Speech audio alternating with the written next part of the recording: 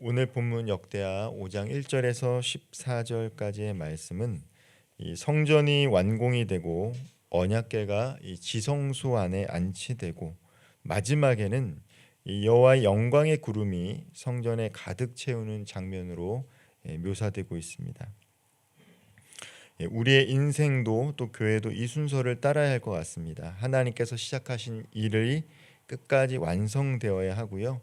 그 중심에는 말씀의 언약이 있고 그 위에 임하는 것은 사람의 영광이 아니라 하나님의 영광이 있어야 한다라는 것이죠. 오늘 1절 말씀 제가 한번 읽어보겠습니다. 솔로몬이 여호와의 전을 위하여 만든 모든 일을 마친지라. 이 마치다라는 히브리어 단어의 어근에는 샬렘이라는 단어가 있습니다.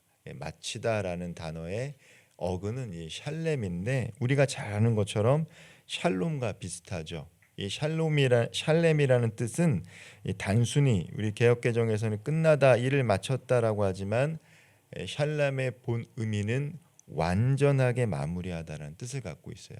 완전하게 마무리했다. 그러니까 히브리 원어를 더 살려서 이 성경을 읽으면 솔로몬이 그냥 끝낸 게 아니라 하나님의 규례와 명령대로 이 성전 공사를 완전하게 마무리했다라는 그 명확한 의미를 담고 있습니다. 하나님의 일이라는 것은 시작보다 마침이 중요하다라는 것을 오늘 역대하 5장 1절은 우리들에게 알려주고 있어요. 시작은요 감정으로 할 수 있습니다. 그러나 마침은 믿음으로만 할 수 있다라는 것을 우리에게 시사해주고 있어요.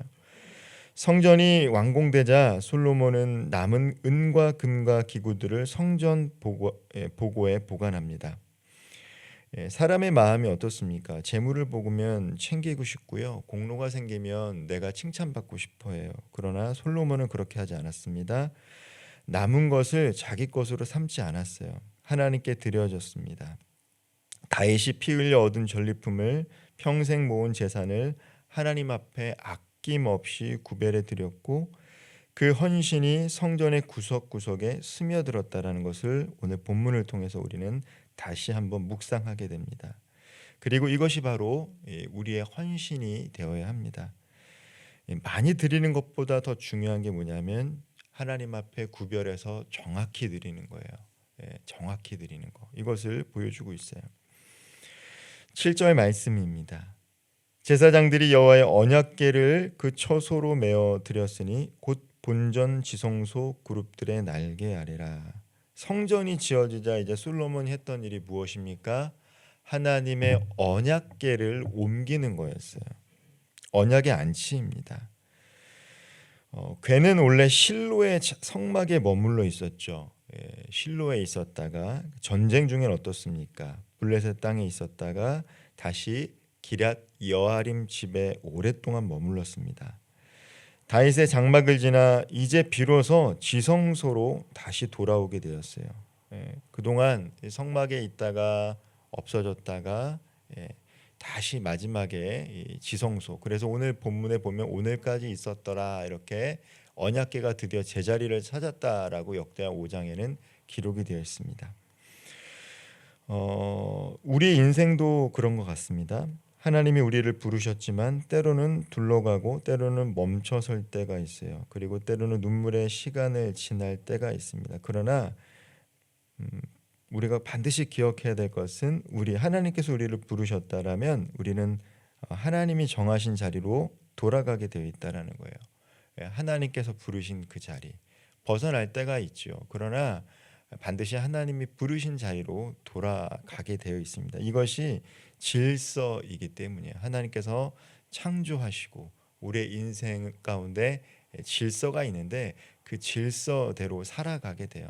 방황하더라도 다시금 돌아오게 되어 있습니다. 그리고 우리가 부정하고 싶지만 때로 부정할 수 없는 게 성경에서는 인간의 삶에 경계라는 것이 있어요. 질서라는 것이죠. 내가 저런 삶을 살고 싶다고 해서 누구나 다 저런 삶을 살 수 있는 게 아니라 우리가 이제 운명론적으로 숙명론적인 삶을 살라는 의미가 아니라 하나님께서 저마다 질서가 있고 정해놓은 삶의 모습이 있는데 그 삶으로 돌아오게 되어 있다라는 것이죠. 그것이 바로 질서라는 것을 우리는 알 수 있습니다. 4절 말씀을 제가 한번 읽어보겠습니다. 이스라엘 장로들이 이름에 레이 사람들이 궤를 매니라. 이 솔로몬은 매우 지혜로운 사람입니다. 그의 아버지 다윗은 하나님의 성전을 짓고 싶어 했고 또 하나님에 대한 열심이 있었지만 실수를 했어요. 그게 뭐냐면 말씀대로 궤를 옮기지 못했던 실수가 있었습니다. 그런데 이번에 솔로몬은요, 규례대로 하나님의 말씀대로 그 모든 것들을 진행하고 있어요. 레위 제사장들이 궤에 손대지 않고 채를 어깨에 메고 옮깁니다. 손을 손대지 않았다라는 거죠. 손대지 않고 어깨에 맸습니다. 성물을 어깨에 메고 와서 이것이 규례예요. 하나님께서 그렇게 하라고 말씀하신 거예요. 아무리 기쁜 일을 하더라도 하나님의 말씀과 질서 안에서 이 일을 하라고 성경은 계속해서 말씀해주고 있습니다.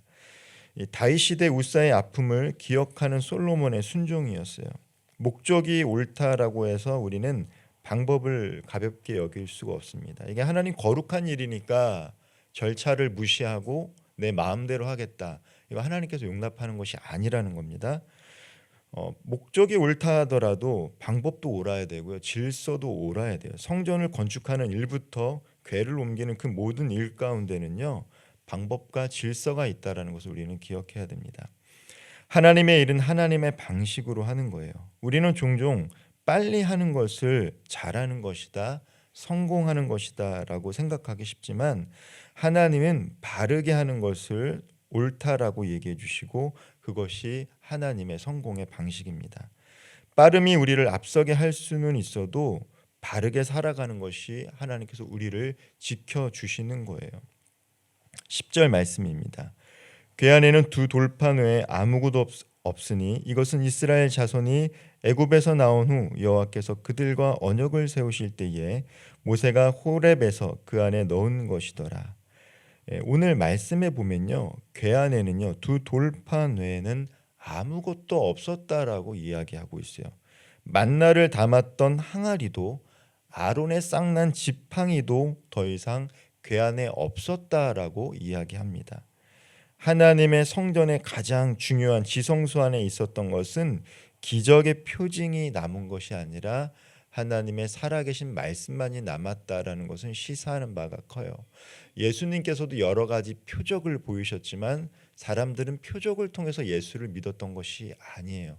살아계신 하나님의 말씀을 믿을 때 예수님이 따랐어요. 특별히 요한복음에서는 이 표적이라는 헬라어 이 세메이온이라는 단어가 매우 중요하지만 그 단어를 통해서 사람들이 예수님을 믿었던 게 아니라 예수님께서 요한복음 6장에서 말씀하셨던 것처럼 나는 생명의 떡이다. 내 말씀을 믿어라라고 이야기할 때 그 말씀을 믿었던 사람만이 예수님을 따랐다라는 것입니다. 오늘 지성소 안에 있었던 것은 기적의 표징이 아닙니다. 하나님의 두 돌판이에요.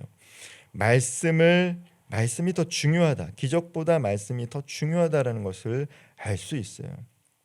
그리고 마지막에 이 언약궤가 지성소 안에 안치되자 드디어 하나님의 영광, 카본, 히브리어로 이 영광이라는 것은 무겁다라는 의미를 담고 있습니다.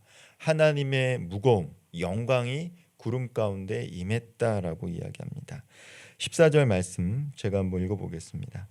제사장들이 그 구름으로 말미암아 능히 서서 섬기지 못하였으니 이는 여호와의 영광이 하나님의 전에 가득함이었더라. 제사장들이 정결을 마치고 자리를 지킬 때 레위인들과 120명의 나팔 부는 자들이 한 목소리로 찬양합니다. 근데 그들의 찬양의 가사는 매우 단순해요. 선하시도다 그의 자비하심이 영원히 있도다. 단순하기에 그 깊이가 더합니다. 단순하기에 모두가 함께 고백할 수 있는 찬양으로 찬양했어요. 구름이 성전을 가득 채우고 제사장들은 능히 서서 섬기지 못할 만큼 영광이 무겁게 내려앉았습니다. 광야 성막에 임하셨던 그 동일하신 하나님이 예루살렘 성전에 그리고 오늘 하나님의 성전인 우리 가운데 임하실 줄 믿습니다. 내 마음의 지성소에 말씀을 모시면요, 영광은 약속처럼 찾아오는 거예요. 원래 이 하나님의 영광이 떠났었잖아요. 이 사사시대 때 떠났다가 다시 지성소, 성전이 만들어지고 나서 그리고 그 성전 안에 아론의 쌍난 지팡이나 만나를 담은 항아리가 아니라 하나님의 약속의 말씀이 지성소 안에 있을 때 비로소 하나님의 영광이 그 안에 임했다라는 것을 우리는 깊이 묵상을 해야 됩니다. 마찬가지예요. 하나님의 말씀이 지성소인 내 삶 가운데 깊이 자리 잡을 때 우리 삶의 중심, 정경이라는 것은 캐논 아니겠습니까? 캐논이라는 것은 삶의 방향과 지침을 의미해요. 그것이 내 삶의 기준이 될 때 하나님의 무거운 영광이 우리 삶 가운데 임하는 거예요. 오늘 본문에서 저는 또 작은 순서를 하나 더 묵상하게 돼요. 그것이 무엇이냐? 정결이 먼저이고 그 다음이 섬김이라는 거예요. 섬기기 전에 중요한 건 뭐냐면 정결입니다. 어제도 함께 읽었지만 성전을 짓고 나서 이 후람이라는 사람이 바다라는 거, 놋바다를 만들었어요. 놋바다의 용도가 뭐예요? 제사장들이 제사 지내기 전에 자신의 몸을 성결하게 정결하게 씻는 거였습니다. 즉 제사장들이 그 일들을 하기 전에 제일 중요한 것은 뭐냐면 성결이에요. 정결하지 않으면요, 성결하지 않으면요, 그 열심은 오래 갈 수 없습니다. 하나님의 일을 감당할 때든 또 세상에서 삶을 살아갈 때 재능은 있지만 거룩하지 않으면, 성결하지 않으면 오래 그 일들을 감당할 수가 없어요. 정결하지 않으면요, 재능은 공동체를 살릴 수가 없다라는 겁니다. 말씀을 좀 마무리하겠습니다. 하나님이 시작하게 하신 일을 끝까지 완성하는 것이 중요합니다. 그리고 그렇게 하면 참 좋습니다. 그러나 우리의 인생을 되돌아볼 때 시작만 많고 끝난 게 없다고 느껴질 때도 있어요. 괜찮습니다.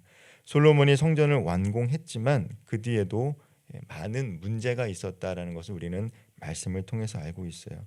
중요한 것은 완공 그 자체가 아니라 하나님이 시작하게 하신 일을 하나님의 방식으로 온전하게 마치려는 샬렘의 태도가 중요한 것입니다. 하나님은 우리의 삶, 그 태도를 영광으로 받으시는 거예요. 오늘도 성령 하나님과 동행하며 하나님께서 우리 마음속에 생각나게 하신 작은 일들이 있다라면 그 일들을 기억하시고 하나님과 동행하면서 그 일들을 온전하게 샬렘처럼 마무리해 줄 수 있는 그런 인생을 살아갈 수 있는 저와 우리 모든 성도님들 되기를 주님의 이름으로 축원드립니다. 기도하겠습니다. 평강의 하나님, 시작만 많은 인생이 아니라 샬렘, 마침이 있는 인생이 되게 하여 주옵소서. 사람의 방식이 아니라 하나님의 방식으로 인생을 살아가게 하시고 내 마음의 지성소에 다른 무엇도 아닌 살아계신 하나님의 말씀을 모시고 살아가게 하여 주옵소서.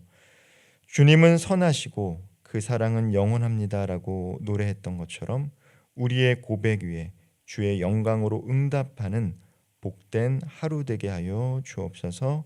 예수님의 이름으로 기도하옵나이다. 아멘.